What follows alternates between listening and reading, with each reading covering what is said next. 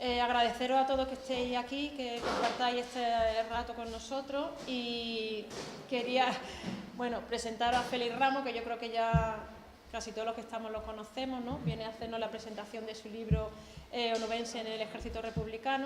Y bueno, para nosotros esta tarde, aparte de contar con la presencia de Félix, que para nosotros es un honor y yo se lo agradezco enormemente, también es, bueno, pues el primer acto que vamos a hacer de campaña, y yo creo que es muy importante, muy interesante y muy emotivo que, ¿no? Pues que empecemos la campaña con un acto como este, ¿no? Que es significativo de, bueno, de dónde estamos, de qué es lo que queremos, de cuáles son nuestras prioridades y nuestras intenciones.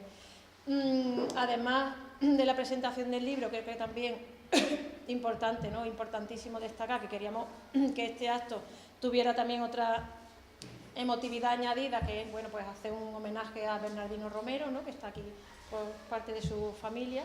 Y bueno, creo que va a ser un acto bonito, entrañable, en el que además vamos a aprender mucho y bueno, espero que lo disfrutéis y que, bueno, echemos un rato agradable, ¿vale? Le dejo a Félix la palabra y que él ya organice el resto como le parezca. Gracias.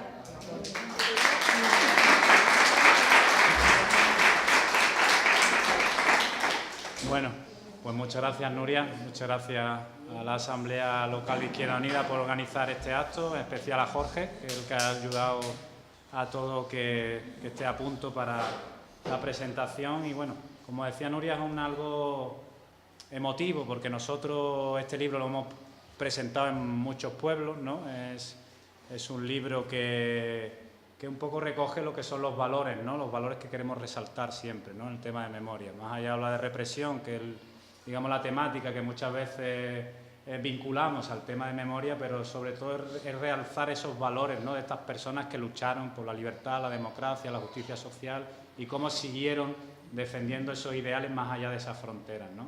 De las fronteras de nuestra provincia o más allá incluso de España, ¿no?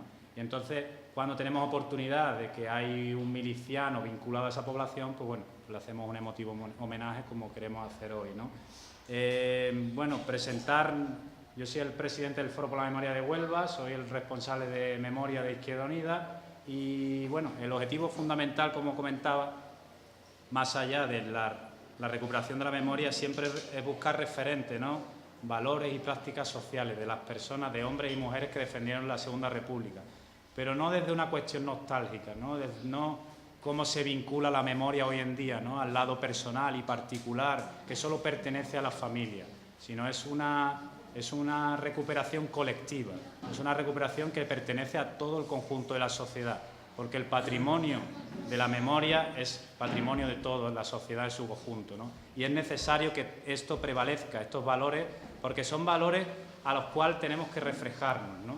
Son valores que debemos rescatar y hoy en día más que nunca, ¿no? Con esa involución política que estamos sufriendo hoy en día, de esa extrema derecha, de ese fascismo que asoma en toda Europa, ¿no? Incluso en España, ¿no? Que desgraciadamente parecía que estaba olvidado o más bien estaba oculto, que nunca se fue, pero ahí estaba, ¿no? Y hoy en día, sobre todo para la juventud, es importante rescatar la memoria de estas personas que fueron capaces de, como decía, de organizarse, de vincularse a un proyecto político como era la Segunda República, donde se realzó la educación, la sanidad, la justicia social, la libertad, la democracia, y se puso los intereses de las personas por encima de otras cosas, de otras cuestiones, ¿no?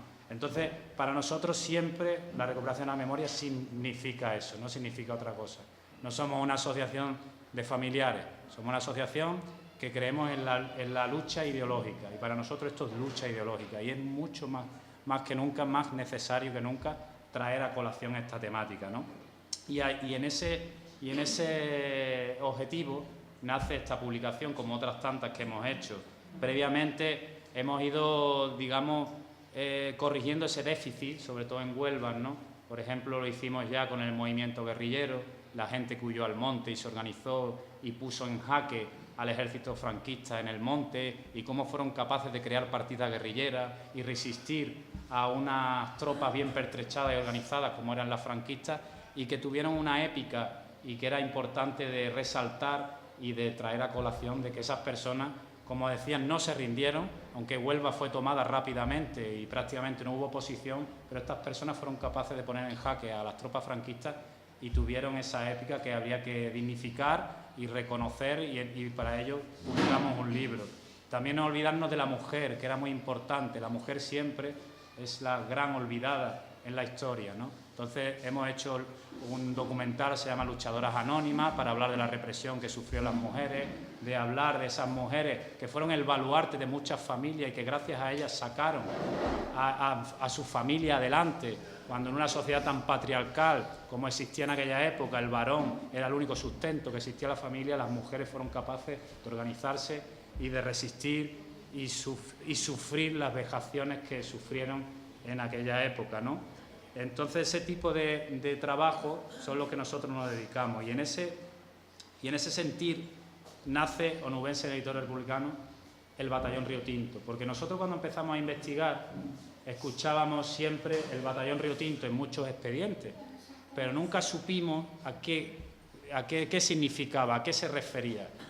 El Batallón Río Tinto, mucha gente hablaba de la columna minera, no sé si conocéis la historia, que fue la Pañoleta, intentó sofocar el golpe en Sevilla y que cayó una emboscada, pues la gente creía que eran esas columnas mineras móviles que iban tomando cuarteles de la Guardia Civil, como pasó en Aracena, como pasó en Higuera de la Sierra o en otras localidades, pero más allá de eso, o por esa simpleza, tenía una historiografía muy especial, y es ahí donde empezamos a investigar. Pero para eso hay que remontarse a mucho más atrás, ¿no? De por qué surge este batallón, ¿no?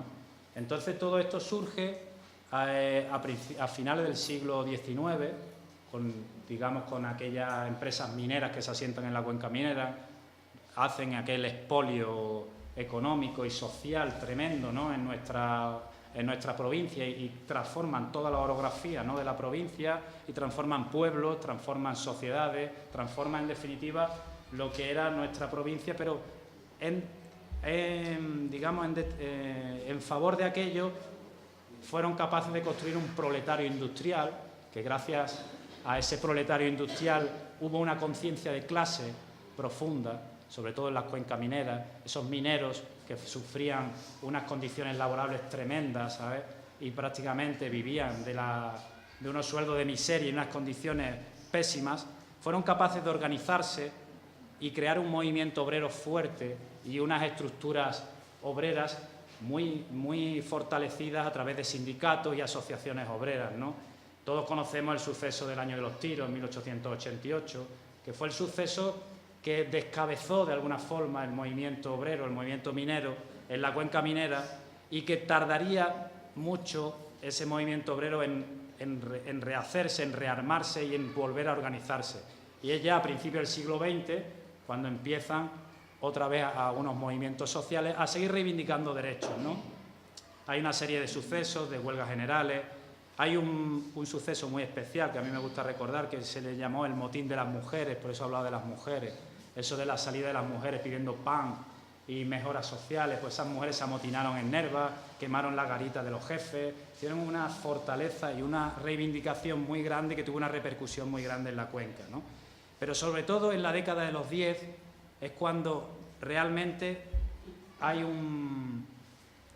una conjunción sindical de los distintos sindicatos, el sindicato ferroviario, el sindicato de la UGT y el sindicato de la CNT, que hacen una preparatoria de una huelga general que iba a tener muchísima repercusión en la zona minera, ¿no?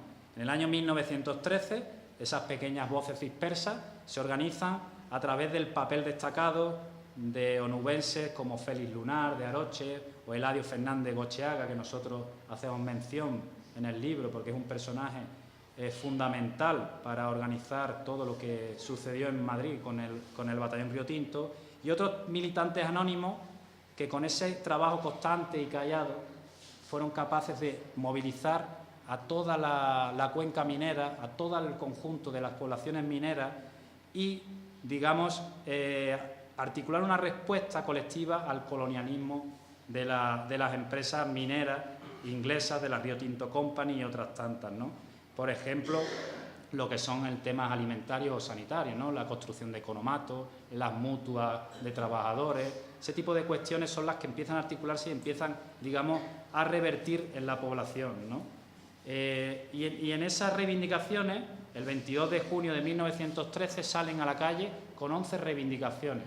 A mí me gusta traerlo a colación porque, desgraciadamente, son reivindicaciones que seguimos exigiendo hoy en día, ¿no? Han pasado más de 100 años, pero las reivindicaciones, que incluso las consiguieron en mayor medida, pues estamos hablando de jornadas de 8 horas, que es algo que todavía, desgraciadamente, seguimos reivindicando, la abolición de las contratas, o sea, contratos fijos, no contratos eventuales, el aumento de jornal, el retiro con pensiones dignas, el tema de la mutualidad, como decía antes, el tema de los productos peligrosos, el equipo de protección individual, o sea, la protección de riesgos laborales, pues también era una de las demandas, y en ese sentido fueron capaces de conseguir esas demandas y llevarlas un poco a claudicar a esas empresas mineras y que prácticamente pues fueran esos derechos adquiridos. En ese proceso hubo un tira y afloja con los sindicatos mineros, con las empresas mineras, hasta que llega la República. La Segunda República llegó en un momento muy difícil para la clase trabajadora, con una crisis económica brutal, que prácticamente no daba opción a hacer unos avances sociales como realmente la Constitución recogía y demandaban los sectores obreros, pero fue una gran alegría y una gran esperanza recibida por toda la clase trabajadora y el conjunto de la sociedad, ¿no?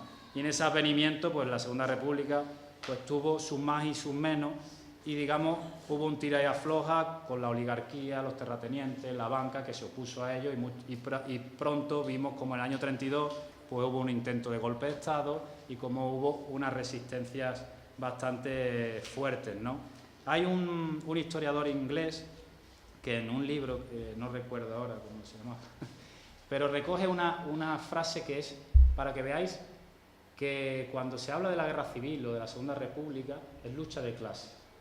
Y es muy significativo. En el año 34, este empresario le dice a un obrero, dice, antes, cuando gobernabais vosotros, en el bienio progresista, el jornal era 5 pesetas, ahora son 3, porque gobierna la derecha, ¿sabes?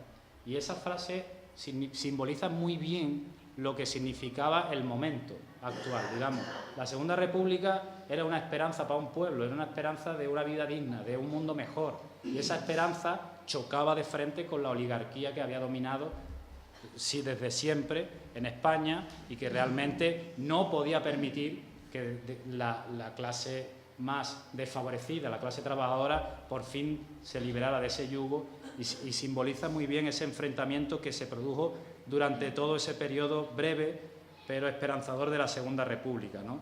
Porque todos sabéis que en el año 34 se produce la Revolución de Octubre, de los mineros, en Asturias, que tuvo gran repercusión en Huelva, que en Campillo murieron 2 mineros con un enfrentamiento de las tropas, porque seguían reivindicando todos esos derechos, nunca se cansaron para volver a tener esa adquisición de derechos que habían tenido en ese primer bienio, y realmente pues hubo ese enfrentamiento, ¿no? En el año 34, y que prácticamente pues llegó hasta la victoria del Frente Popular en el año 36, y que, digamos, la izquierda volvió a gobernar en España y no dio tiempo a materializar ese programa de izquierda y ese programa social, porque vino, digamos, lo que fue el golpe de Estado, ¿no? El golpe de Estado del año 36, como decía, no hubo resistencia en la provincia, más allá de esos conatos de resistencia que precisamente hicieron los mineros, con sus columnas mineras, las tomas de cuarteles de la Guardia Civil, y prácticamente, exceptuando la batalla del Empalme que hubo en Valverde y poco más, no hubo nada más, ¿no? Pero sí los mineros fueron capaces de articular ese enfrentamiento, ¿no? Como camiones blindados como este, que fue apresado en Aracena, que fue un camión blindado que en la huida de los mineros en Aracena pues fueron apresados por los requetés, que lo veis que está rodeado de carlistas, y se cuenta que un camión de esos llegó a Madrid, que llegó llegó a conseguir a Madrid. Fueron 8 los que hicieron 8 camiones blindados los que se construyeron los mineros, 7 fueron apresados en Huelva y 1 llegó a Madrid. Hombre, a mí me resulta difícil porque eso tiene que pesar varias toneladas, ¿sabes? Porque son planchas de acero, pero bueno, este fue apresado en Aracena y ahí es donde empieza el periplo de esos onubenses en el hito republicano.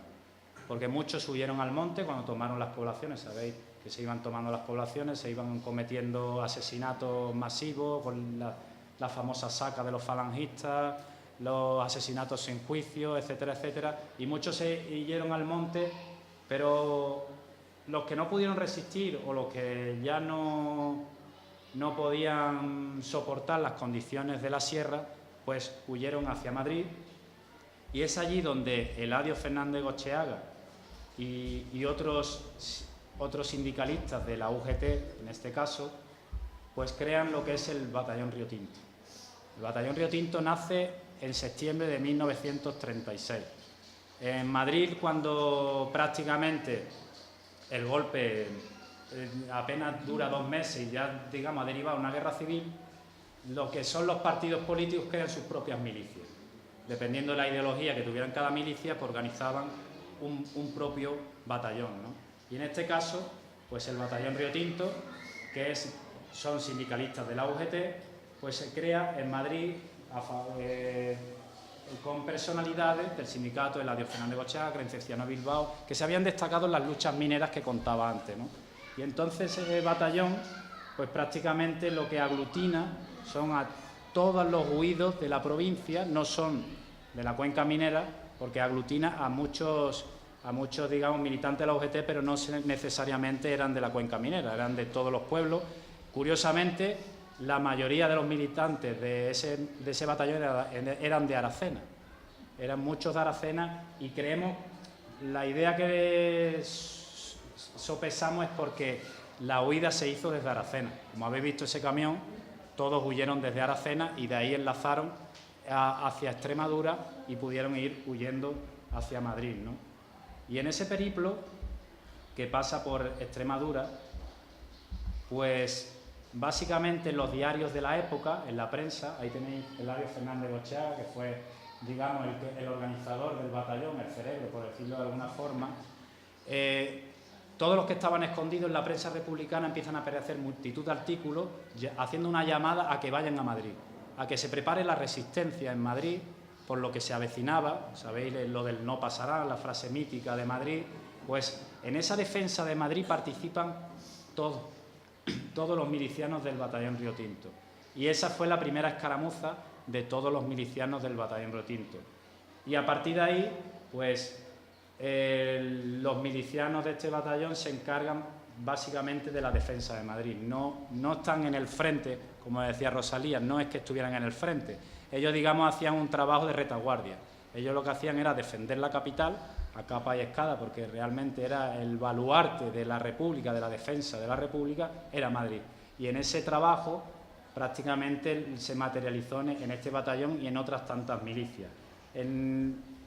Lo único que en el año 37 ya se crea el ejército republicano y se crean las brigadas mixtas, y ahí es donde se funde el Batallón Río Tinto, en esas brigadas mixtas, y prácticamente pues ya los milicianos ya no es el batallón propiamente dicho, Batallón Río Tinto, pero su trabajo sigue siendo el de la defensa de Madrid en diferentes zonas que ya se iban ubicando a lo largo y ancho de la capital. En el libro, nosotros con el trabajo que hemos podido y la poca documentación que hemos podido adquirir, hemos podido hacer un trabajo antropológico de todos sus milicianos.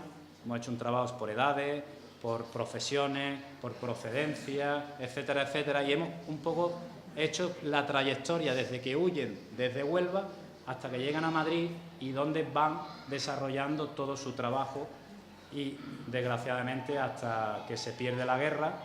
Y es más, el Batallón Río Tinto, todos sus milicianos fueron los que se opusieron al golpe de Casado, al golpe que dieron ciertos militantes socialistas para, digamos, llegar a una paz con Franco. Ellos fueron parte importante de esa defensa al golpe de Casado. Y en ese trabajo lo que hemos querido realzar es lo que decía antes, ¿no? cómo paisanos nuestros sin una preparación militar o ni siquiera intelectual, ¿no? Muchos de ellos eran alfabetos, aunque los que eran mineros sí tuvieron la suerte de acudir a la escuela, etcétera, etcétera, pero cómo eran capaces de resistir ese valor de llegar a Madrid, esa épica, ¿no? Y yo creo que esa necesidad de trasladar esas historias la veíamos necesaria, y sobre todo por el desconocimiento que existe sobre esta temática y sobre el batallón Río Tinto y sobre todo lo que aconteció a ellos. Además, ponemos en valor los que llevaron a cabo todo el trabajo previo, ¿no? Tanto Eladio Fernández Gocheaga como Crescenciano Bilbao, como Romero Marín, que era militante del Partido Comunista en Nerva, y otras tantas personalidades que fueron capaces de llevar a la práctica pues este trabajo. Pero no solo hemos ahondado en el batallón Río Tinto, sino hemos sido capaces de conocer otras milicias de onubenses que se organizaron en Madrid, como fueron las milicias confederadas.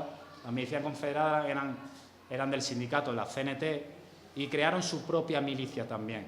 Y gracias a unas fichas que hemos encontrado de milicianos, se conservan en el archivo de Salamanca tanto las fichas del batallón como las milicias confederadas.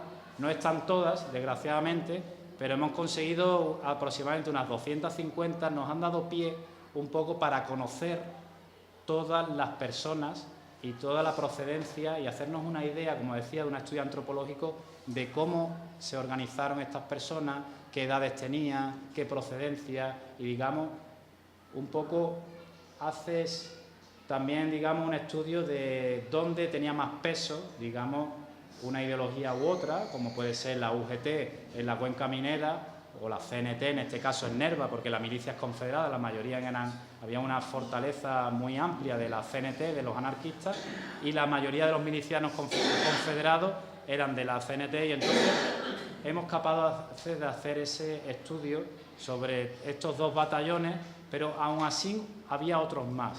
Había el batallón Choque de Huelva, que también estuvo en Madrid, donde estuvo Romero Marín, que era, digamos, un dirigente histórico del PC, y que también contamos un poco su odisea, porque a través de su biografía, que sí se conoce, habla de cómo se montó en un tren en Mérida y llegó a Madrid como pudieron, todos allí enganchados al tren, y llegaron a Madrid, cómo los recibieron después de 5 días sin comer, y cómo los alojaron en un cuartel, y cómo nada más descansar ya le dieron un fusil y estaban ya luchando. O sea, es una historia, ¿sabes?, que yo creo que es necesaria porque son valores que no tenemos hoy en día. O sea, el tema de la conciencia social y de clase, ¿no? La ideología de estas personas que creían en que podían resistir al fascismo, resistir a esa oligarquía predominante que después de haber ganado un gobierno democráticamente en las urnas,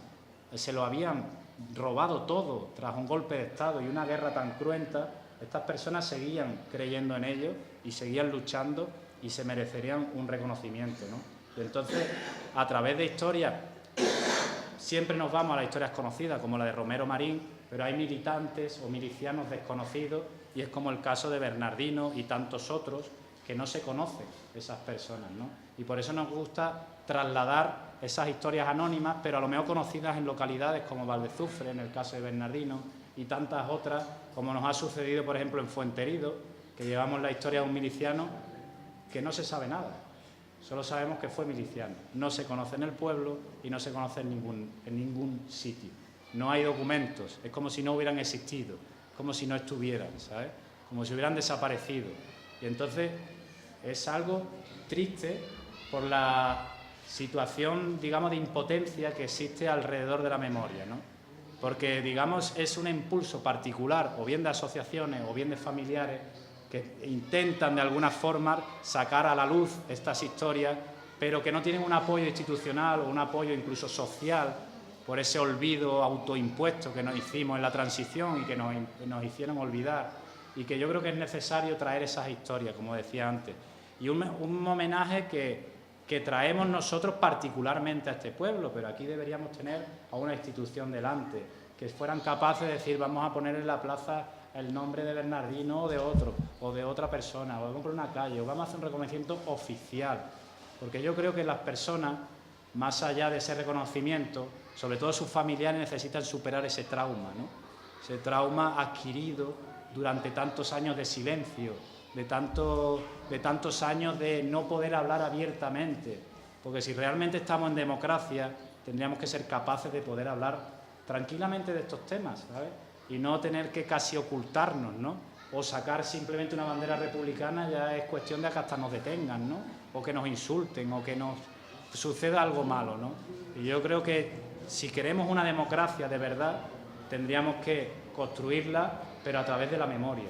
Porque yo creo que la memoria es fundamental, porque yo creo que hasta que no juzguemos el franquismo, no seamos capaces de cerrar esa herida, por mucho que diga que queramos abrir heridas, no seremos capaces de tener una democracia. No podemos tener una democracia asentada sobre miles y miles de demócratas que siguen sepultados en cunetas y que encima sigan siendo considerados criminales, ¿no? Como están los juicios del franquismo, ¿no? Lo comentaba una compañera hace poco, el caso de Miguel Hernández, ¿no? Miguel Hernández sigue siendo un criminal de cara a la justicia española porque su juicio sigue vigente, ¿no?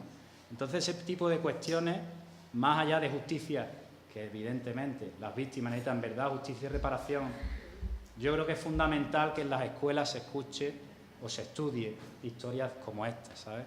Historias de personas como nosotros y nosotras, que eran personas que creían en una justicia, que era una justicia para todas y todos, en una igualdad de condiciones, y que por ello fueron eliminadas físicamente o eliminadas de los archivos prácticamente, ¿no? Porque hay muchísimas personas que nunca sabremos dónde se encuentran o ni siquiera sabremos que existieron, ¿no? Y yo creo que es fundamental y por eso nos dedicamos a la memoria y por eso publicamos libros como este. Libros que cuestan un trabajo inmenso, ¿no, Jesús? Porque tienes que ir buscando la documentación como hormiga, de un lado a otro, está dispersa, está oculta, no puedes entrar en archivos, ¿sabes? O sea, es un trabajo muy arduo y poco gratificante muchas veces, ¿no? Solo compensa, digamos, el valor, la recompensa que te dan los familiares o las personas que acuden a los actos y te lo agradecen, pero si hubiera un reconocimiento institucional pleno, de verdad, que una vez por todas veamos un gobierno que diga vamos a juzgar el franquismo, vamos a pedir perdón, como hizo Argentina, un presidente diciendo perdón a la sociedad de los crímenes que cometió el Estado, los crímenes de Estado, los militares pidiendo perdón por ese golpe de Estado, las empresas que se beneficiaron del franquismo que vienen unas indemnizaciones por ese expolio que hicieron, ¿no? Tantas cosas que quedan por hacer, esos niños que fueron robados, ¿no? El colectivo LGTBI que sigue todavía reivindicando sus derechos, ¿no? Yo creo que eso es fundamental. Y además traía aquí una frase, era de... lo voy a hacer en homenaje a las compañeras argentinas que me acompañan, ¿sabes? Por supuesto. Porque, ¿Está aquí haciendo las fotos? claro, porque hay un programa que se hizo en Argentina en el año 2006 que se llama Programa de Educación y Memoria, entre el pasado y el futuro, los jóvenes y la enseñanza de la historia reciente. Porque a mí siempre me emociona cómo lo hicieron ellos y ellas, ¿no? Aunque ahora la situación involuciona como desgraciadamente en todas partes, ¿no? Pero el preámbulo dice: la función de la historia es la de montar guardia. De este modo, el ejercicio de la memoria es un generoso acto de vigilia para los que vendrán. Los jóvenes nacidos y que se educan con posterioridad a episodios que dejaron huellas culturales indelebles, que deben ser superadas no desde el olvido, como buscan sus negadores, sino desde su reparación. El espacio educativo, entonces, no solo es aquel donde se produce la transmisión de la memoria del pasado reciente, sino que es el bastión donde se generan los pisos fundamentales para garantizar la vigencia de los derechos humanos, como una condición necesaria para su desarrollo pleno, en tanto estos son conquistas sociales y, en consecuencia, fruto de la agencia humana. O sea, esa es la importancia de la historia y de la memoria, para crear personas críticas, con un pensamiento propio, ¿sabes? Y que tengan una empatía a los conflictos sociales y que por fin, ¿sabes?, puedan construir una sociedad mejor, ¿no? Y en ese aspecto, pues nos embarcamos nosotros hace 15 años y todavía seguimos trabajando en eso, ¿no?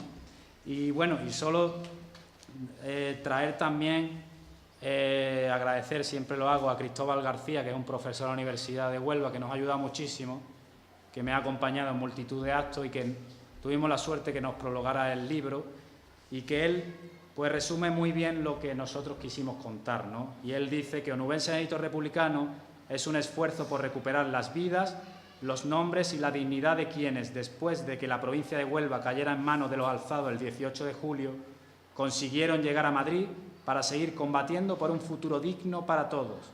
Es un esfuerzo por acercar al siglo XXI la dignidad de aquellos que se opusieron al fascismo en su tierra y fuera de ella. Onubense en el Ejército Republicano es, después de todo, un ejercicio contra la amnesia colectiva que Franco y sus sucesores llevan imponiendo al pueblo español desde el 1 de abril de 1939 e incluso desde antes. Y eso resume mejor de lo que yo he contado el libro, ¿sabes? Así que esa es la historia que queremos contar en este libro, ¿vale?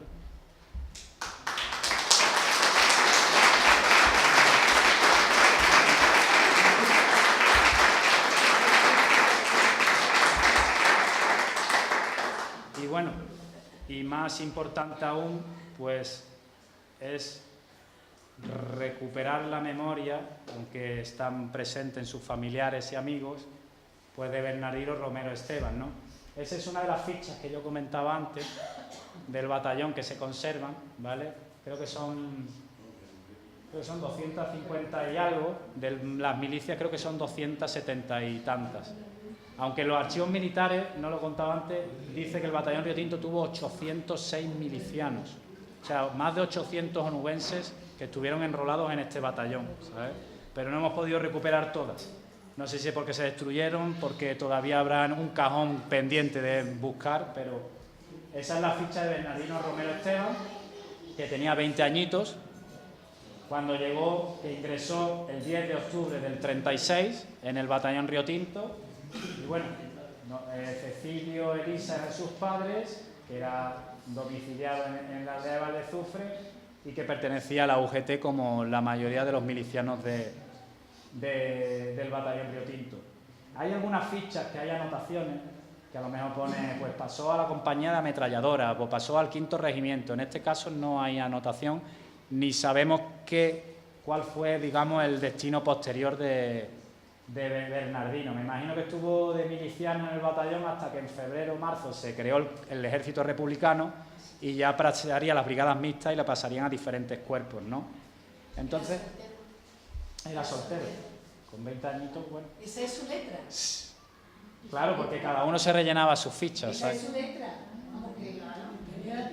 Y más allá de eso, no os puedo contar más, como decía, cuál fue su periplo como miliciano, pero sí qué pasó a posteriori, después de la guerra.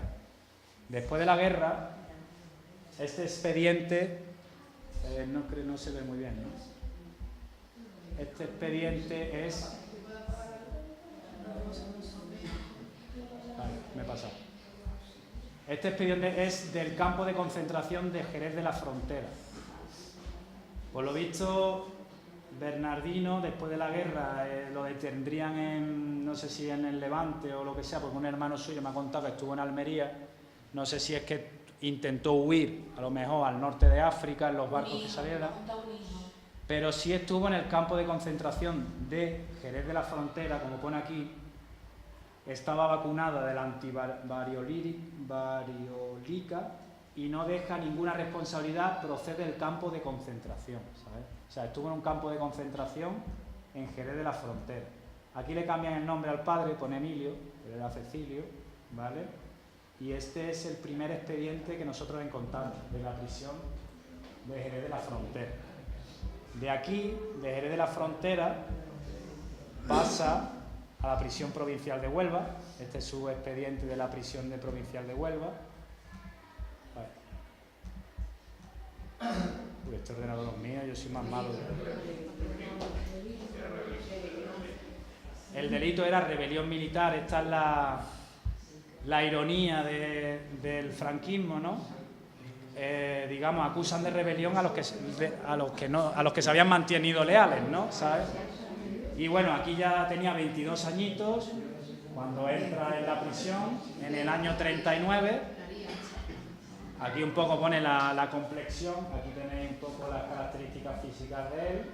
Ingresa el 3 de abril de 1940 y sale el 24 de mayo del 43, pero no a la libertad, sino lo destinan a Sevilla, al canal de los presos de los hermanos, de los palacios.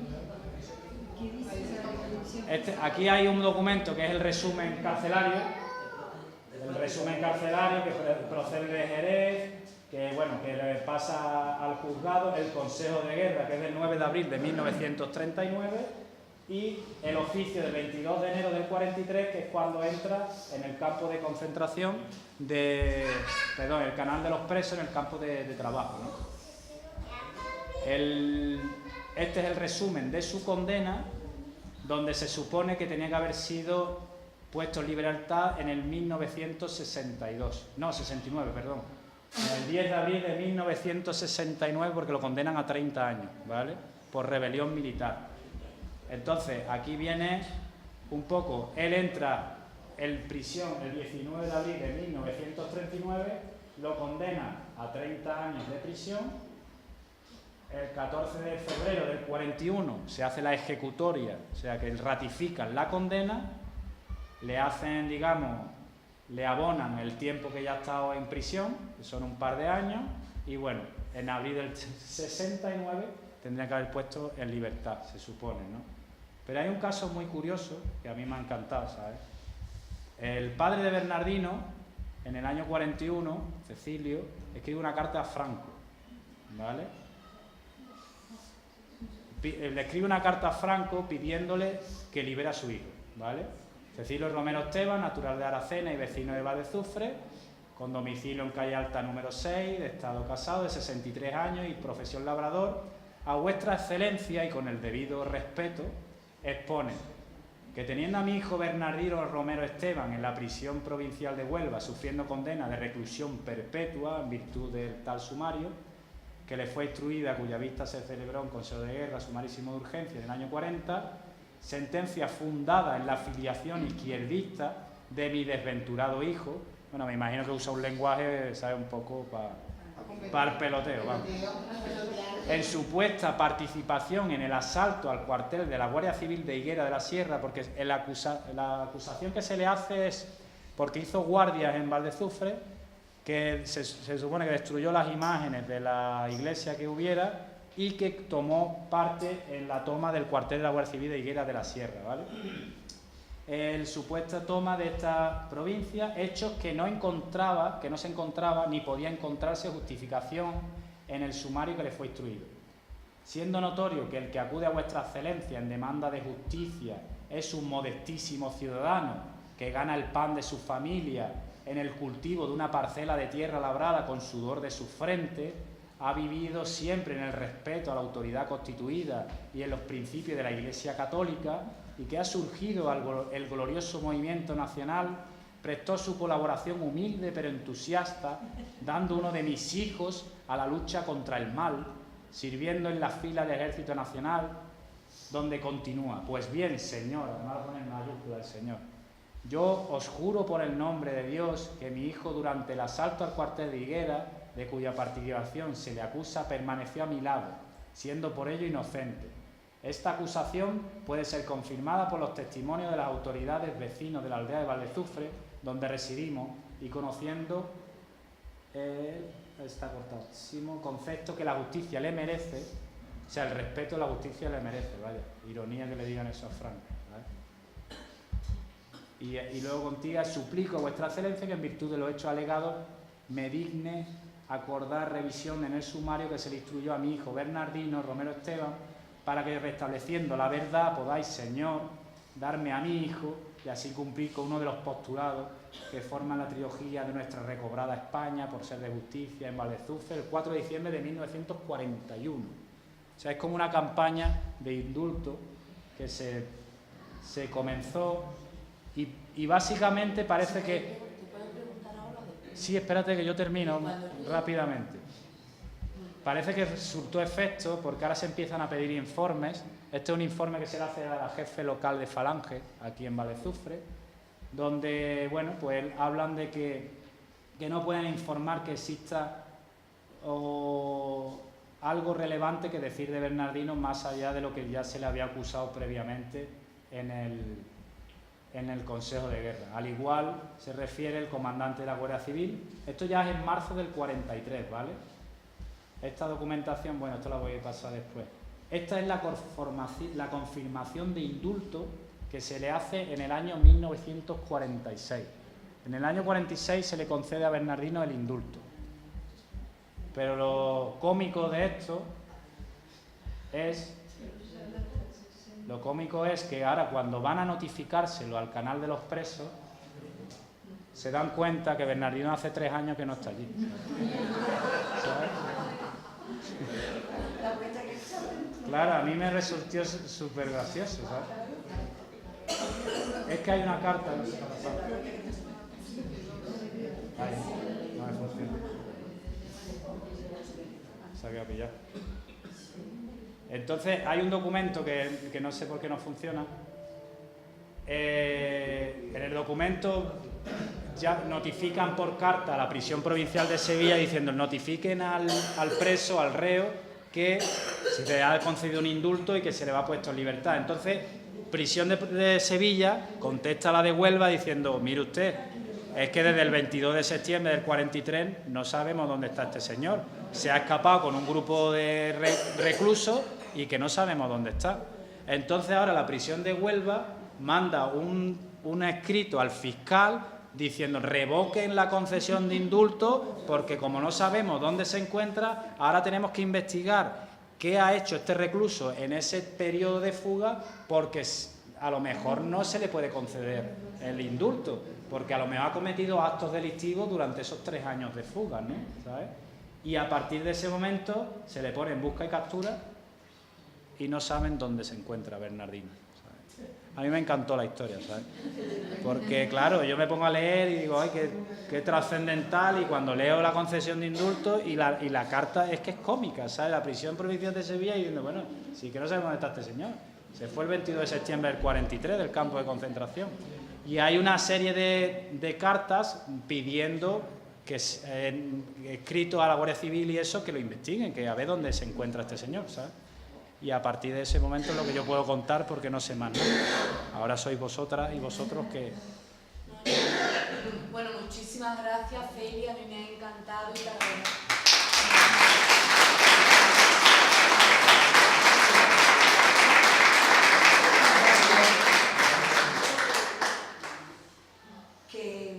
que yo te quiero hacer una pregunta, que según tu experiencia, tu trabajo como historiador, ¿era normal que se le imputaran delitos que realmente no habían cometido? Porque yo, como hija de Bernardino, lo que escuchábamos, las confidencias familiares, he escuchado cosas que no son verídicas, que no son reales. ¿Eso era normal? Sí. Era normal, ¿no? Sí. Que se le atribuían delitos que realmente no habían cometido, que las cosas que ocurrían no eran investigadas, ¿no? ¿Eso era lo normal? Es que lo normal, y aparte era como la justicia al revés, ¿no? Porque a ti te acusaban de cosas que era legal en ese momento, porque mucha gente le acusaban de ser, por ejemplo, sindicalista de la UGT, cuando era legal ser sindicalista de la UGT. Te acusaban de haber sido apoderado del Frente Popular en el año 36, cuando era legal ser apoderado en el año 36, porque había un régimen democrático y era legal en ese momento. Pero cuando estalla la sublevación o el golpe de Estado y entran las tropas, lo que mayormente se te podía acusar, aparte de ser militante de izquierda o haber hecho guardias para intentar resistir un poco a ese golpe de Estado, que además la ilegalidad la cometen ellos, que son los que se sublevan contra un régimen democrático, era la quema de la iglesia. En la mayoría de los sitios se quemó la iglesia, la ermita, el tema de los santos, pero la mayoría de los vecinos y vecinas no habían sido los que habían hecho eso. Exactamente, a ese me refiero. Porque los mineros de Río Tinto, por ejemplo, en la de Valverde del Camino, en otras localidades habían sido los propios mineros. Es más, el caso de Valverde es muy flagrante porque incluso el comité circunstancial que se elige intentó parar ese incendio de la iglesia y cómo luego lo fusilaron en un juicio sumarísimo, ¿no? Pero entonces las acusaciones del cuartel de la Guardia Civil fueron los mineros de Río Tinto. Pero bastaba una delación de un particular, de la Guardia Civil. Pues yo vi a Bernardino que fue al cuartel, pues ya eso servía como prueba. Tú ves los consejos de guerra y a lo mejor son 150 o 200 páginas, donde está el testimonio de la Guardia Civil, el cura que tenía mucho peso también en las acusaciones, el jefe de falange, el terrateniente, los vecinos, las personas de orden, como decían ellos, ¿sabes? Los que tenían peso en los pueblos, esos son los que acusaban. Entonces, claro, te podían acusar de cualquier cosa. Y luego, el mayor delito era auxilio a la rebelión o rebelión militar, porque en el preámbulo siempre pone comenzado el movimiento glorioso nacional, ¿sabes?, de liberación, ¿sabes?, las fuerzas hordas marxistas se oponen al movimiento salvador de España. O sea, era como que el movimiento era legal y los que se oponían a él cometían una ilegalidad. O sea, digamos, manipulaban de una forma malvada, ¿sabes?, el Código Penal para acusar a los que se mantenían fieles de rebelión militar, como que se rebelaban contra ese movimiento legal que se había constituido, ¿sabes? Porque como ellos decían que había una anarquía tremenda en España, pues ellos venían a salvar y a traer la legalidad. Y todas las acusaciones empiezan así. Y mayormente era eso. Bernardino, pues hizo guardia con escopeta a las afueras del pueblo. Intervino en la quema de imágenes en la iglesia. Fue a Higuera de la Sierra y tomó el cuartel. Y después huyó a Zona Roja. Esa es la acusación de Bernardino, no hay más, ¿sabes? Y es que no hay más. Por eso 30 años de reclusión. Y tuvo suerte, porque le podían condenar a muerte. Porque hay mucha gente que le condenaba a muerte, aunque luego le conmutaban la pena a 30 años, ¿no? Pero era muy normal. Pero que aquí en Valdezufre, la quema de las imágenes de la iglesia Santa Marina fueron los mineros de Río Tinto, como tú muy bien has dicho. Se le atribuyó a algunos jóvenes y era mentira, vamos, que yo se lo he escuchado a Arcelino, que era el santero que estaba allí durante toda la vida, sí, que era el suegro de mi tía. Entonces, que es muy fuerte, ¿eh? Que es muy fuerte que hubiera gente que estuviera, vamos, que estuviera imputada de delitos que no había cometido. Y además es más retorcido aún, porque esto es un consejo de guerra, pero lo que vino después fue mucho peor, que por cierto tengo el expediente de uno de aquí de Valdezufre. Vienen los tribunales de responsabilidades políticas, el tribunal de incautaciones de bienes, el tribunal contra la masonería y el comunismo, las comisiones depuradoras de funcionarios. Sí. Eso empezó a funcionar en los años 40. O sea, por ejemplo, si Bernardino fue condenado en un consejo de guerra, no le excluía de ser condenado en un tribunal de responsabilidades políticas. Aunque lo hubieran condenado a 30 años, o incluso personas que murieron o los mataron, los condenaba al tribunal de responsabilidades políticas y su familia pagaba las consecuencias. Multas, requisitorias, le quitaban la casa, la finca, todo lo que tuviera se lo incautaba, ¿sabes? Fue reprimir sobre la represión, ¿no? Dime, perdón. Yo quería preguntarte una cosita. Mi abuelo fue minero de Río Tinto y estuvo también, vamos, de todo lo que tú has hablado. Yo quisiera saber si hubo también lo que era una amnistía general para que todos los que habían tomado actos en esta rebelión y en estas cosas se entregaran a Franco. O sea, hubo como una especie de perdón por parte de Franco para que No, hubo un engaño. Sí, fue un engaño. Fue un engaño. Pero que después lo que hicieron fue ¿cómo se dice eso? Un indulto. No fue un indulto, pero en verdad se les engañó y se les metió en prisión a todos los que fueron a pedir indulto, ¿no? Eso se empezó a hacer incluso en octubre del 36, los cuarteles de la Guardia Civil redactaban bandos para que los que no tuvieran las manos manchadas de sangre se entregaran, ¿sabes? Entregaban y los fusilaban o los metían en la cárcel. Incluso cuando acaba la guerra igual, mucha gente volvía a su pueblo. Acaba la guerra, la he perdido, bueno, pues me voy a mi pueblo. Y nada más llegaban, los detenían, ¿sabes? Pero eso existió, ¿no? Claro, sí, sí. Eso es la frase más famosa de el que no tenga las manos manchadas de sangre, que acuda a su pueblo, que no le va a pasar absolutamente nada. Eso fue mentira. Porque lo que hizo Franco fue, digamos, la eliminación física, ¿sabes?, de toda la clase trabajadora. la clase social que se opuso al franquismo fue fichada. Primero fue sentenciada, ya sea por consejos de guerra o matada simplemente los primeros días de la guerra, pero posteriormente empezaron a funcionar estos tribunales precisamente para eso. Para aquellos que se escaparon de la primera purga, no se quedaran fuera.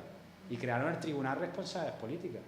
O sea, que el Tribunal de Responsabilidades Políticas tenía una coletilla malvada que decía que ni la incomparecencia ni la muerte del procesado pueda parar este proceso. O sea, quiere decir que si había muerto, estaba huido, estaba en la cárcel, daba igual. Su familia, ¿sabes? Iban la mujer, los hijos, los hermanos, los padres del procesado, iban a ese tribunal de responsabilidades políticas. Y se le multaban con 500 pesetas, con 1000 pesetas, las tenían que pagar, ¿sabes? O sea, que era tremendo, ¿sabes? Esa maquinaria represiva, ¿sabes? Y eso es lo que hubo el franquismo. El franquismo no es algo de una lucha entre buenos y malos o que todos fueron malos, ¿no? Como nos cuentan la guerra civil, ¿no? Es que unos mataron igual de otros, no. Esto fue un plan sistemático organizado desde 1936, de que estalló el golpe, hasta que acabó el franquismo. Y imaginaron el Tribunal de Orden Público. El Tribunal de Orden Público sustituyó a los tribunales de responsabilidades políticas y estuvo funcionando hasta el año 77. O sea, imaginaron, ¿no?, lo que significó el franquismo, ¿no? Pero claro, nos van a contar barbaridades, ¿no? De que fuimos una guerra entre hermanos, que olvidemos y ya está. Pero es que hay gente padeciendo, ¿no? Y yo siempre lo digo, el tema de la mujer, por ejemplo, el tema de la mujer fue tremendo.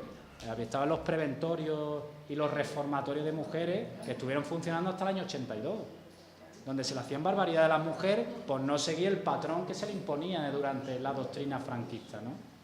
Y eran mujeres porque habían tenido un noviazgo, que no se habían casado, tenían hijos fuera del matrimonio o no seguían las reglas, ¿no? O maestras que tenían su carrera, como tu madre, ¿no, Jesús? Y luego, que ya no les servía el título de maestra si habían estudiado en la etapa de la Segunda República, como la madre de Jesús. Las oposiciones las tuvo que hacer 2 veces.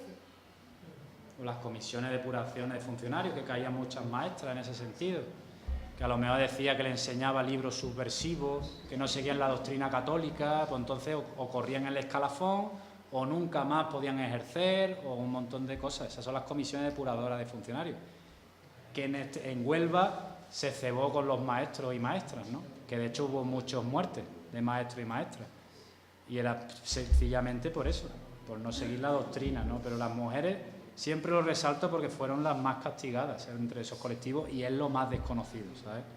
Porque además luego fueron las que sustentaron las familias, ¿no? Y las que llevaron todo adelante, ¿no? Y yo creo que siempre está bien recordarlo, porque el aparato represivo de Franco no se escapó nadie.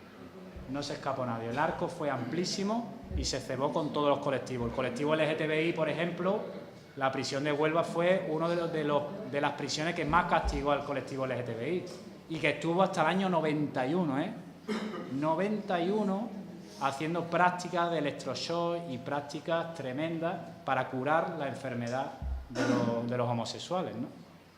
O sea, que eso es tremendo. Y a las mujeres también le hicieron eso, porque las mujeres decían que tenían un gen rojo, el gen del mal, y había que extirpárselo. Entonces le hacían pruebas también de ese tema. Por eso empezaron el robo de los niños. Las mujeres republicanas o rojas no podían cuidar a un niño como debían, entonces se les robaban los niños, ¿no? De ahí proviene lo del robo. Claro, el mismo golpe de Estado se empieza a robar niños, ¿sabes? Lo que pasa es que fue una práctica que digamos derivó en el tiempo, porque eso hasta el año 90 se están conociendo casos de robo de niños, porque ya fue un negocio, ya fue puramente un negocio, que sobreviven las clínicas son las que lo llevaron y sobre todo la iglesia. En los preventorios, esto que yo digo de mujeres, se les quitaban a los niños, que eran las monjas las que lo hacían, ¿sabes? Por eso digo, ¿sabes? Que estas prácticas se hacían y no se conocen, ¿no? Que yo no sabía que estaba ahí el origen. Bueno, y también otra de las prácticas era montar a todas las mujeres que estaban relacionadas con la izquierda en camiones, pelarlas al cero y pasearlas desnudas por todos los pueblos. Sí. Eso ha habido mujeres de aquí que lo hicieron. Eso era lo más usual, eso lo copiaron de los nazis. De los nazis. Con las mujeres judías, lo hacían con las mujeres judías, sí. María. En el relato me quedó que Bernardino se escapa y nadie lo encuentra. ¿Cómo se escapó? ¿Cómo se integró a la vida normal? ¿Cómo fue? Los vecinos no pueden sensualizar. Yo voy a contar que yo puedo hablar ahora, yo creía que no iba a poder hablar, pero puedo hablar. Si luego alguno de mis hermanos pueden hablar, que lo hagan, que seguro que saben más que yo. Bueno, mi padre se fugó y se vino aquí a Valdezufe,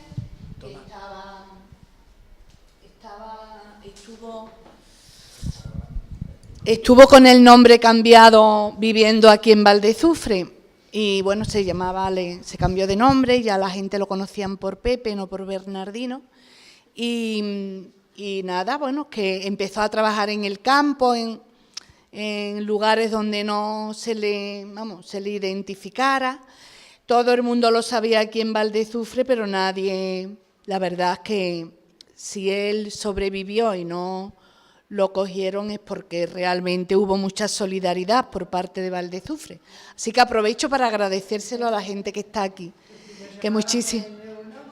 Lo llamaban Pepe, alguna gente fue incapaz de llamarlo como Pepe, le decía pero vamos, he conocido yo, lo cuento como anécdota. Y bueno, nada, después a mi padre realmente lo integró un cura, un sacerdote que había en Aracena y gente del régimen que eran buenas personas, que lo cuenten mis hermanos o que puntualicen. Pero con el tiempo se enteraron, lo supieron y al final fue gente del régimen que le pareció una barbaridad lo que se había hecho y un cura que había en Aracena y sabía que tenía su novia y que no se podían casar y entonces le dijo, bueno, yo te voy a ayudar y te voy a arreglar las cosas para que tú ya estés con tu nombre y hagas tu vida normal. Y nada, y entonces pues ya que ya empezó a aparecer, tú empiezas a dar tu nombre, empezó a aparecer con su nombre y nada, y luego ya se casó y ya hasta que llegó 1977 que se legalizó el Partido Comunista de España. Pero vamos, antes de que se legalizara el Partido Comunista, él ya asistía a muchísimas reuniones en Aracena y ya tenía contacto. Bueno, ahora ya lo van a hablar gente que lo ha conocido en esta etapa, ¿no? Que se vayan viniendo para acá, ¿no? Enrique y José Luis. Pero que, bueno, a mí me gustaría que mi hermano Juan Manuel pudiera hablar porque la vida de mi padre, la verdad es que es interesantísima. Mi padre estuvo en el Ejército del Aire en Madrid, estuvo 3 años. Entonces él se dedicó, ¿qué? En aviación. Y nada, él se dedicó a formarse y a estudiar. De modo que en mi casa, aquí en Valdezufre, en la casa antigua de mis padres, están todos los libros de matemática, de geometría antigua, su diccionario, todos los libros que él utilizó porque él estudió piloto. Y le faltaba 1 centímetro para ejercer la profesión y por ese motivo, mi hermano seguro que lo va a contar mucho mejor que yo, por ese motivo no se fue como piloto a luchar contra Hitler, porque le faltaba 1 centímetro. Y bueno, y fue desde luego su salvación ese centímetro que tenía de menos, porque realmente todos los pilotos españoles que fueron a luchar contra Hitler murieron. Mi hermano Juan Manuel y todos, los 3 saben muchas más cosas que yo, que seguro que, porque han pasado. Venga. Rosa, que te quería comentar, antes de que se integrara aquí en la vida de Valdezufre cuando vino, tuvo mucho tiempo contigo ahí, la verdad, no sé qué, lo que ahora el asador. Pásale, sí, pásale el micrófono. Escucha, y el machón ese del corralito también estuvo contigo y le llevaba la leche el cabrero y para que él comía el río. Cuéntalo, Poli, que es muy interesante. Si te va a contar. Por eso, cuéntalo. Pero eso es muy interesante.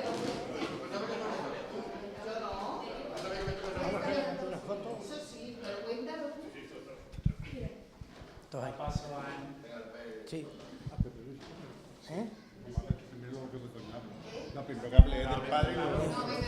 Sí, bueno, yo el problema que tengo es que yo me emociono mucho con estas cosas, me es muy difícil hablar de esos temas, ¿no? Pero sí,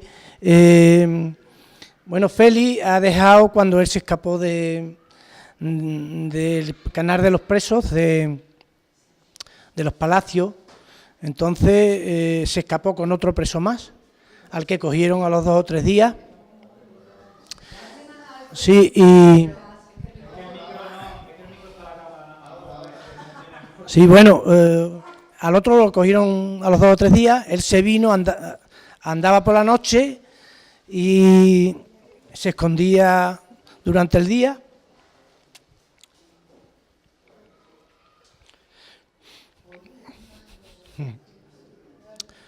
Y bueno, pasó, el Guadalquivir lo pasó ya aquí por encima de Sevilla, se vino andando hasta el Ronquillo, y en el Ronquillo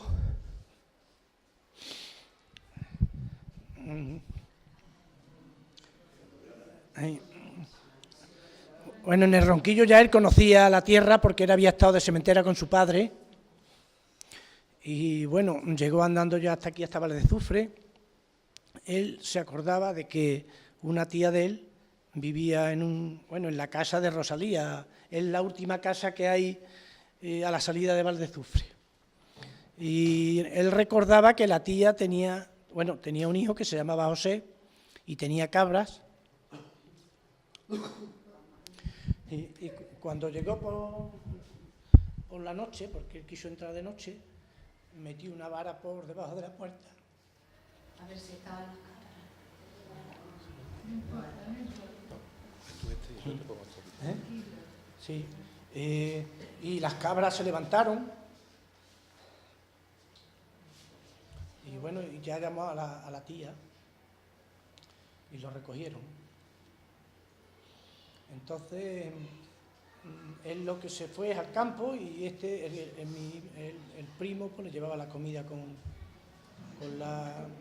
iba con las cabras y le llevaba la comida. En fin, hay muchas cosas, si queréis, cuando yo vaya recordando cosas, pero la verdad yo es que me emociono mucho con estas cosas. Yo quiero contar una persona.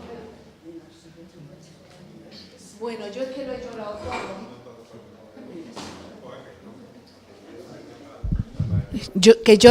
¿Se me oye bien? Yo no me podía imaginar que iba a poder hablar hoy, pero como ya lo he llorado todo desde que me escribió Jorge diciéndome pues que se le iba a hacer el homenaje, pues hoy puedo hablar, ¿no? Bueno, que mi padre vivía en casa de sus padres, de mi abuela Elisa, y tenía una hermana que se llamaba Estefanía, que vivía allí, que tuvieron luto. Como estuvieron muchísimo tiempo, le guardaron el luto. Mi tía, que era una chavalita joven, una muchachita joven, estuvo de luto, porque como no sabían por si acaso estaba muerto, pues estuvieron de luto, todas las mujeres de la familia. Bueno, pues claro, la Guardia Civil venía muchísimo a casa de mi abuela, y mi padre estaba en casa de mi abuela. Y un día, bueno, era una casita pequeñita con un arquito, y entre lo que es el límite del arco y la pared, pues cabía mi padre justamente de lado, ¿no? Llegó la Guardia Civil, abrió la puerta y mi padre se escondió en ese. Bueno, y mi tía, a mí me llama mucho la atención esta anécdota, porque mi tía Estefana hizo todo un teatro, toda una obra de teatro para pararlos y que no entraran, llorando. Ustedes vienen a decirme que mi hermano ha muerto, por favor, díganme la verdad, ¿lo saben ustedes? ¿Ha muerto? Y mi abuela, ay, por Dios, díganos ustedes, por favor, la verdad, ustedes lo saben. Mi padre estaba escondido, ha muerto, díganos la verdad. Nada, que los guardias civiles se dedicaron a parar el sofocón que tenían y se largaron y no entraron, vamos. Así que, vamos, a mí es que esta anécdota es que me ha llamado muchísimo la atención. Y yo quiero que Poli cuente, pero cuéntalo que yo no me he enterado bien. ¿Pero qué era? Pero que yo que voy a contar, chiquilla, si tú no sabes mejor que yo. Que estuvo en casa de Rosalía. Pero lo que tú decías de que le llevaba una leche. Cuando venía, coño, el cabrero, cuando estaba en el corralillo, entre el monte y tú, unos días también metido. Por eso. Y le llevaba la leche, el cabrero lo llevaba con las cabras. Sí, claro. Y cuando él vino, que de noche, recuerda lo que ha dicho eso, él andaba de noche y de día se escondía. Pero claro, cuando llegaba a azufre, muy poquita gente lo sabía, que estaba en Azufre, muy poquito. Luego ya con el tiempo sí, pero al principio no lo sabía con 3 o 4 y acaso. Claro. Y estaba allí escondido en casa, Rosalía, que es lo que hará el asador. Sí, sí, sí. Hablo yo primero, que si no luego me quedo yo. Voy a hablar yo primero porque como luego hable el profesor, a ver en qué lugar quedo yo. Bueno, yo voy a contar mi experiencia de cómo conocí a Bernardino, a camarada Bernardino o Pepe, como muchos lo conocen. Yo lo conocí en las primeras elecciones generales que hubo aquí después en la democracia. Lo conocí en el meeting, que al salir del meeting estaba una mesa puesta allí, como el Partido Comunista solía hacer, donde ponía los pins, los libros del partido. Entonces, en aquel momento, yo me hice militante del Partido Comunista. Y estaba él junto con el personal que venía de Huelva. Desde entonces, ese fue el primer contacto que yo tuve con Bernardino. A los 15 o 20 días, aparecen en mi casa Bernardino con 2 de Huelva, y yo no estaba, preguntándole a mi padre dónde estaba yo, que querían hablar conmigo, porque me querían hacer apoderado en las mesas de las elecciones. Y mi padre se pone, ¿pero eso qué es? No, para que esté de apoderado, para que pueda vigilar las mesas, controlar las papeletas.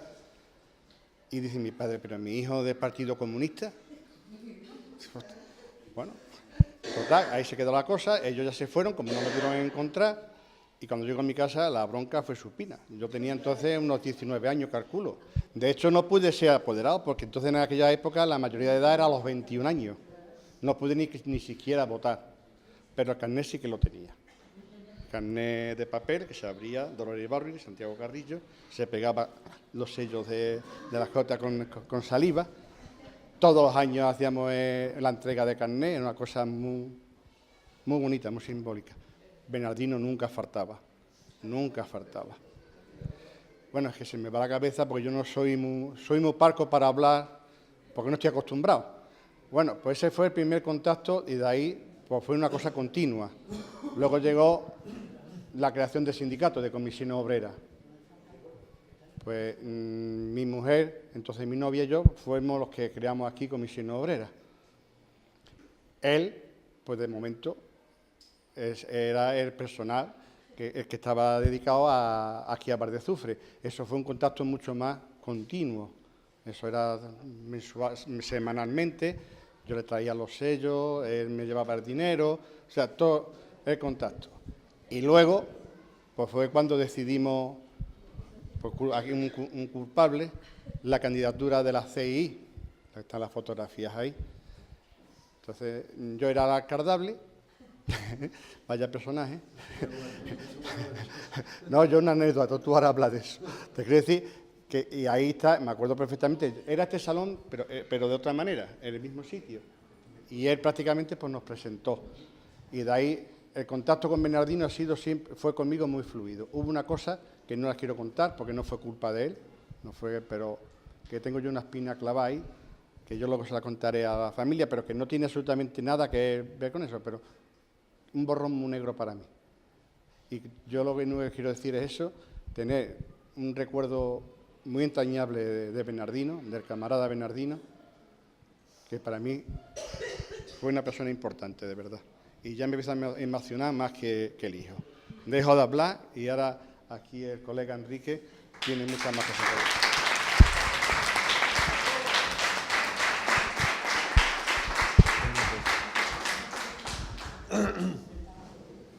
Bueno, pues yo he escrito un par de folios porque... Digo que he escrito un par de folios porque no tenía muy claro que pudiera estar en este acto. Y la verdad es que no me perdonaría nunca el que celebrándose un acto de esta naturaleza yo no participara, porque para mí Bernardino ha sido una persona muy importante. Así que voy a leer este par de folios, seré rápido y espero no aburriros. Bernardino Romero ha sido uno de los principales referentes del Partido Comunista de España en la Sierra, posiblemente el referente principal. Un militante ejemplar forjado en la clandestinidad durante el periodo de la dictadura franquista. Uno de tantas mujeres y hombres de toda España que hicieron una apuesta vital en favor de una causa justa y que lucharon con pasión, de manera generosa y altruista, por transformar la sociedad.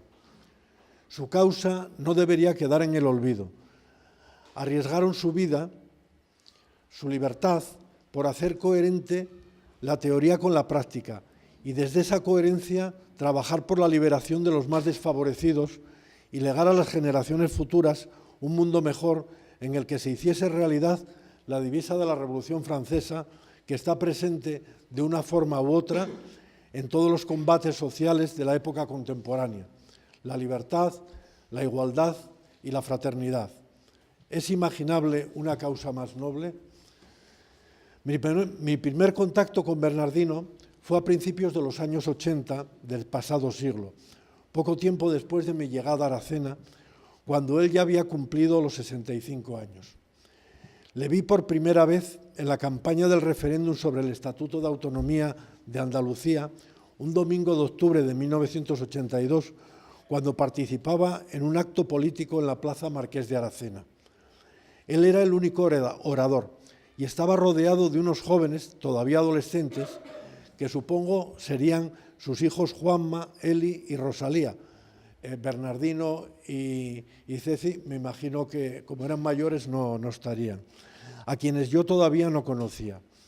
El carácter asertivo de su discurso, la firmeza y el temple de sus palabras recordaban a Santiago Carrillo, prototipo de militante comunista culto y autodidacta. Enseguida intuí que Bernardino era uno de esos comunistas que yo había conocido y admirado antes de venir al sur, forjado en numerosas batallas sociales y políticas, primero en la Segunda República y la Guerra Civil y posteriormente durante el franquismo. No me equivoqué. Cuando tuve ocasión de conocerle mejor, comprobé con admiración que era una persona honesta que siempre hacía propuestas en positivo y a quien jamás oí hablar mal de sus contrincantes políticos. Era, en definitiva, una buena persona y un militante de izquierdas, consciente de que al fascismo y a la derecha se les combate presentando mejores propuestas que ellos. 2 años después, ante la insistencia del Partido Comunista de Andalucía para que se formara una lista en Aracena con la que participara las elecciones municipales del 8 de mayo de 1983 y la dificultad para lograrlo, decidimos presentar una candidatura independiente de izquierdas. En adelante me referiré a ella como la CII, como ha hecho ya el compañero Pepe Luis, una especie de plataforma cívica de confluencia en la que tuvieran cabida diferentes sensibilidades progresistas del momento y reflejara los cambios que se estaban produciendo en España al final de la transición política, después del intento de golpe de Estado de Tejero y la aplastante mayoría absoluta del PSOE del año anterior. El lema de la campaña era muy significativo de ese espíritu juvenil que animaba a la CII. Entra en el ayuntamiento a tope y por un ayuntamiento de todos. En la presentación del programa recogíamos la herencia ideológica de Bernardino y declarábamos explícitamente el objetivo de representar, palabras textuales del programa, a los trabajadores de la construcción y de la enseñanza, de la medicina y del campo, a los parados y a aquellos que no han conseguido su primer empleo, a los estudiantes y pensionistas. También nos comprometíamos a, también palabras textuales, estudiar y ofrecer alternativas progresistas a los diferentes temas que afectan a nuestro municipio: sanidad, educación, cultura, urbanismo, trabajo, paro, ecología y medio ambiente. Casi nada. Desde el primer momento, esa candidatura juvenil, la mayoría de sus miembros tenían menos de 30 años, a pesar de ser independiente de su partido, contó con un apoyo entusiasta de Bernardino. Él intuyó que aquel experimento, un tanto espontáneo, era el embrión de lo que en el futuro ha sido Izquierda Unida de Aracena, una organización política transformadora de primer orden en nuestro municipio. La CII estaba encabezada por un joven Pepe Luis Romero de la Osa, sindicalista de comisiones obreras y militante del Partido Comunista de Andalucía. Le acompañábamos un grupo de independientes como Emilio Solís, profesor de instituto, Angelines Corral, recién licenciada en Medicina y representativa de los jóvenes de Aracena, Lola, mi compañera, trabajadora de la cerámica, y quien les habla con el pelo un poco más largo del que tengo ahora. También contó con la presencia de un jovencísimo Juan Manuel Romero, hijo de Bernardino, que en la carrera de relevos de la vida cogió la antorcha de su padre y durante los años siguientes perpetuó su legado. Tanto él como su hermana Rosalía, que con el tiempo se convertiría en filósofa y activista del movimiento feminista de reconocido prestigio, siguiendo la estela de su padre, contribuyeron a consolidar un proyecto político de izquierdas en Aracena que con sus altibajos llega hasta nuestros días 36 años después. Con simpatía y admiración recuerdo la presencia de Bernardino en el acto político de campaña en Valdezufre, el más concurrido de cuantos celebramos, gracias a su capacidad de convocatoria y a la complicidad ideológica de sus familiares y amigos. De él quedó constancia fotográfica en nuestro álbum personal de fotos, dos de las cuales están expuestas en este acto, aquí en la pared de mi derecha, ¿no? Aunque en aquellas elecciones de 1983 no logramos muchos votos, estábamos en el comienzo de un ciclo en el que el PSOE lograba aplastantes mayorías absolutas en toda España, con algo más de 200 papeletas conseguimos entrar en el ayuntamiento con un concejal. Justo es reconocer que si el porcentaje de votos obtenidos en Valdezufre, gracias al apoyo inestimable de Bernardino, se hubiera producido en el resto del municipio, seguramente hubiéramos conseguido 4. Pero mi recuerdo de Bernardino aún es más entrañable cuando evoco su capacidad de convocatoria en los actos posteriores a las elecciones que tuvimos que organizar para sufragar los gastos de la campaña. Además de dos multitudinarias fiestas en la plaza de Doña Elvira, que no se correspondía para nada con los votos obtenidos, proyectamos unas películas en Aracena y las aldeas destinadas a un público mayoritariamente infantil. Recuerdo a Bernardino entrando en el Teleclub de Valdezufre, aquí mismo, donde se hacían las proyecciones, acompañado de un numeroso grupo de adultos, muchos de ellos jubilados, que pagaban disciplinadamente la entrada, se sentaban en unas sillas incómodas que los grupos escolares habían desechado y, acompañados de la chiquillería de la aldea, se disponían a ver las 24 horas de Le Mans con Steve McQueen como piloto de carreras.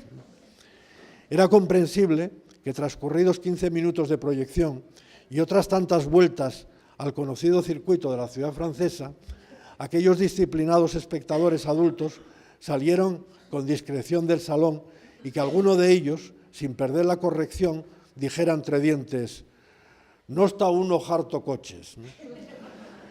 4 años más tarde, en 1987, cuando Bernardino enfermó, dio su apoyo incondicional a la formación de Izquierda Unida, de la que su hijo Juanma fue uno de sus principales artífices, mientras que Rosalía ofrecía su apoyo desde la cercana Sevilla, en cuya universidad finalizaba sus estudios.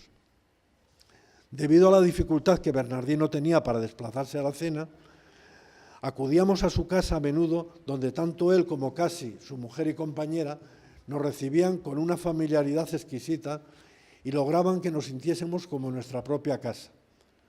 Al escuchar los análisis de la situación política que Bernardino hacía sentados alrededor de la mesa camilla de su casa, yo imaginaba las enormes peripecias que aquel gran hombre había padecido durante la larga noche del franquismo y que, con un pudor que caracterizaba a los militantes de su casta, nunca me detalló.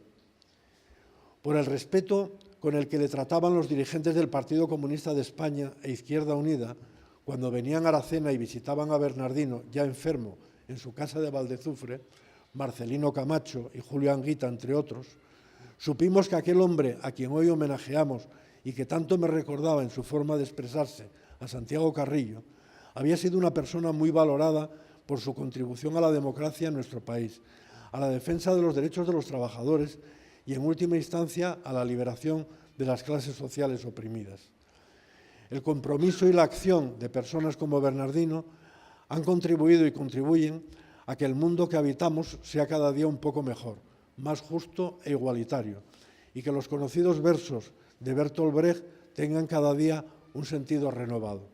Hay hombres que luchan un día y son buenos, hay otros que luchan un año y son mejores, hay quienes luchan muchos años y son muy buenos, pero los hay que luchan toda la vida, esos son los imprescindibles. Bernardino Romero Esteban ha sido uno de ellos.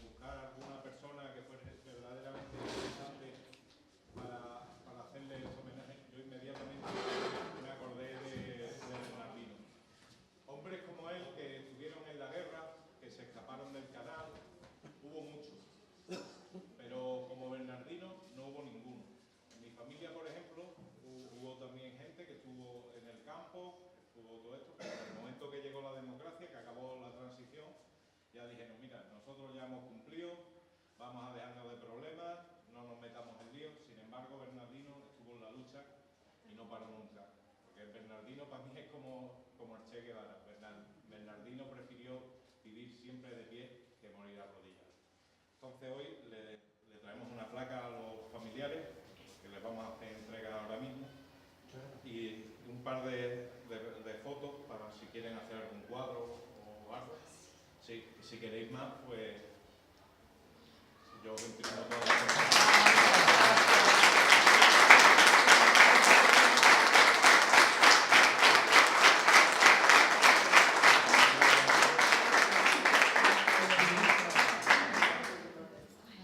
Si queréis decir algo. Bueno, muchísimas gracias. Nada. Es verdad que era una persona especial. Era el único. Y lo más alto, hijo.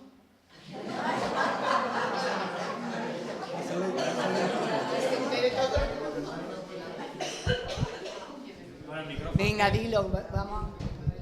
Que no se rendía nunca, que tenía las ideas muy claras y vivía con eso.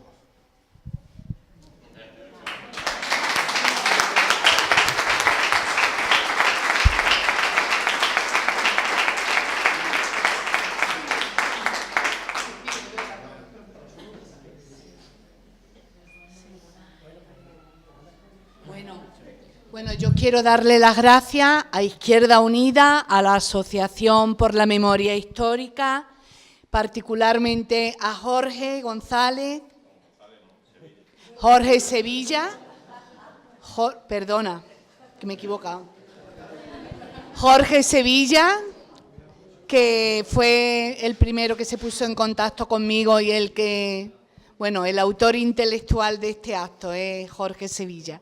Y, por supuesto, pues a Félix, por supuesto, ¿no? Muchísimas gracias, Félix, y enhorabuena por el trabajo que estás haciendo, que ya tiene mérito, siendo su formación informático, meterse a historiador, ¿eh? Bueno, y enhorabuena, y muchísimas gracias, y muchas gracias a todas las personas que habéis venido, que de verdad, entre ellas tengo que decir que hay personas de Argentina que han vivido luego, después de la dictadura, Adriana, bueno, mis queridas amigas de Huelva, de Valverde del Camino, Eli, María, Jesús Copeiro, que es un investigador también como la copa de un pino, que quiere darnos una charla aquí sobre el exilio. Él ha hablado, Jesús tiene unos trabajos también muy buenos. Bueno, ya sé que son amigos, Jesús y Félix, son colegas y se conocen desde hace mucho tiempo.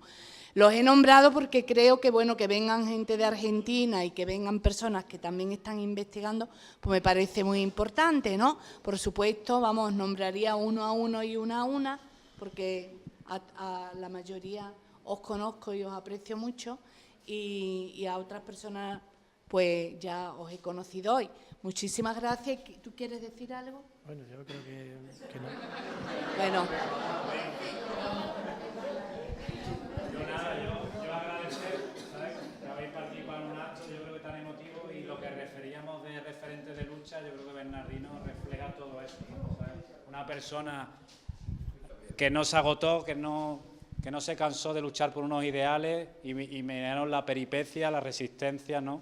Porque yo creo que una vida épica, ¿no? Son historias de películas, ¿no? Si pudiéramos hacer la biografía de cada persona que sufrió y luchó por estos ideales, yo creo que es de película cada historia, ¿no? Y Bernardino fue una de ellas, y yo creo que hay que tenerla en la memoria y seguir recordándolas, ¿no? Porque yo creo que no debe ser un acto emotivo como este o particular, sino tenemos que seguir reivindicando esa memoria. Y por qué no, algún día pues veremos una plaza de Bernardino, veremos esa historia contada en las escuelas, y yo creo que hay que seguir incidiendo y luchando porque de verdad podamos recordar a estas personas más allá de estos encuentros emotivos, ¿no? Así que os animo a seguir participando, que gane Izquierda Unida y le ponga una plaza aquí dentro de poco, ¿sabes?